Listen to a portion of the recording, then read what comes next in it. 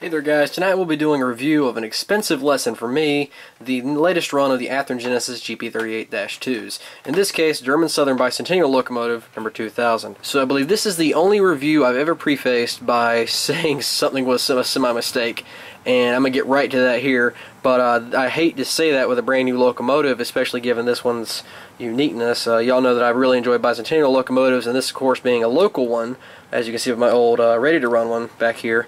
It's kind of special. The DNS, if you don't know, ran from Durham to Dunn, North Carolina, and having a lot of family and friends around that area, it's kind of been the old forgotten short line. In fact, where I went to campus, or in fact where I went to college, the tracks originally weren't far from.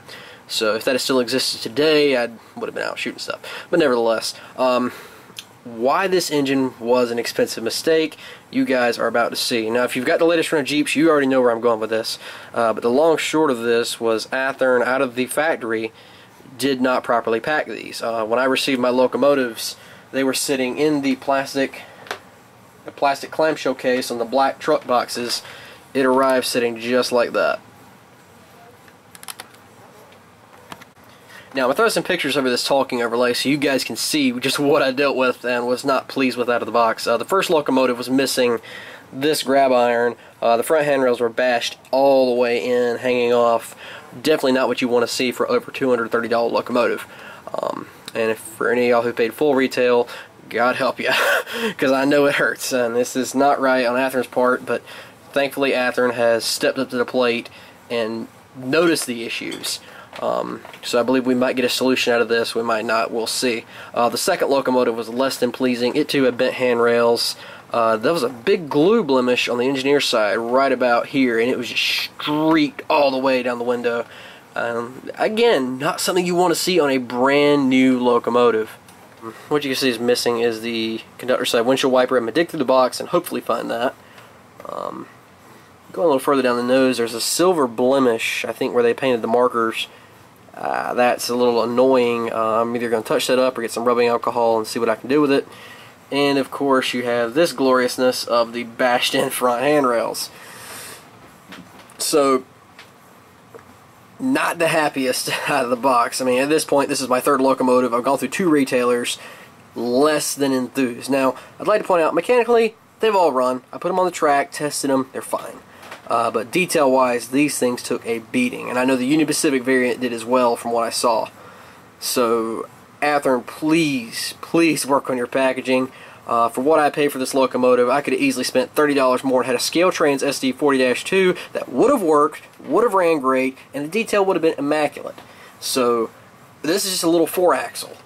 When the customer can easily get a 6-axle or bigger for much less and a better quality, take note of that, please. I'd also like, again, I understand crap happens. This is out of the control, but I believe what they said the solution was short term. They're going to get some of this packing foam and just pack it between the nose and the handrails. I hope they do it, because locomotives like this, I understand it's a glass box waiting to shatter. You're going to have parts go missing. You're going to have stuff break. That happens. But to have 1 locomotive out of a batch, okay. 3 in a row, no bueno. That aside, we're going to look at the rest of the locomotive. We'll take the camera off the tripod real quick. Starting up on the conductor side, I mean, you can see the cool parts on this. Got the DNS logo, 2000, Bull Durham number 1. It should be noted this locomotive is still in service on CSX, and I'm honestly hoping that when the time comes, the North Carolina Transportation Museum will get its hands on this locomotive, and we will once again see the prototype. Hopefully.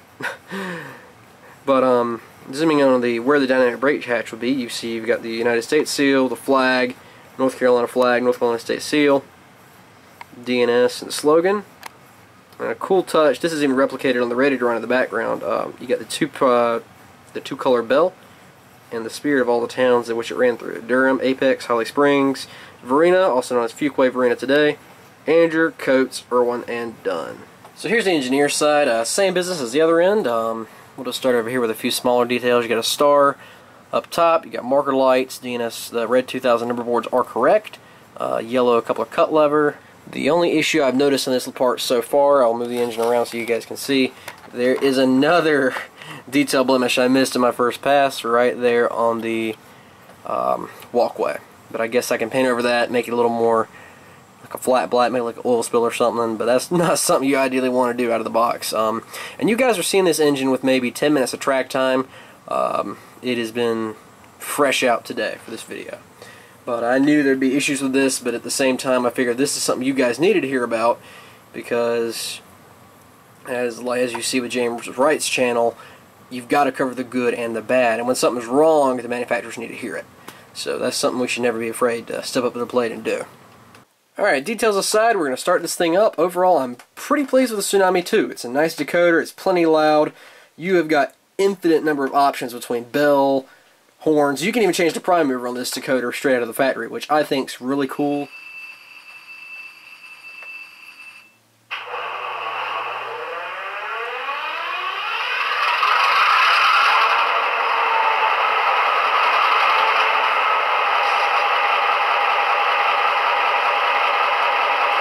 Now the bell and the horn I have changed, so this is one of the, I think, EMD bell number 2, mid-speed.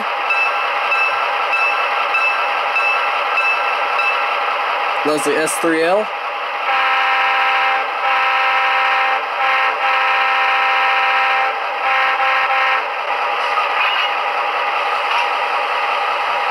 Alright, so for this little bit I've muted the locomotive so you guys can kind of look at the sound manual. Like I said, there's a ton of options for horns. They're all listed here. Your bells are right here. And your prime movers are all over this page. So you've got a lot of options with this locomotive. While we've got it muted, we'll just run it back and forth real quick.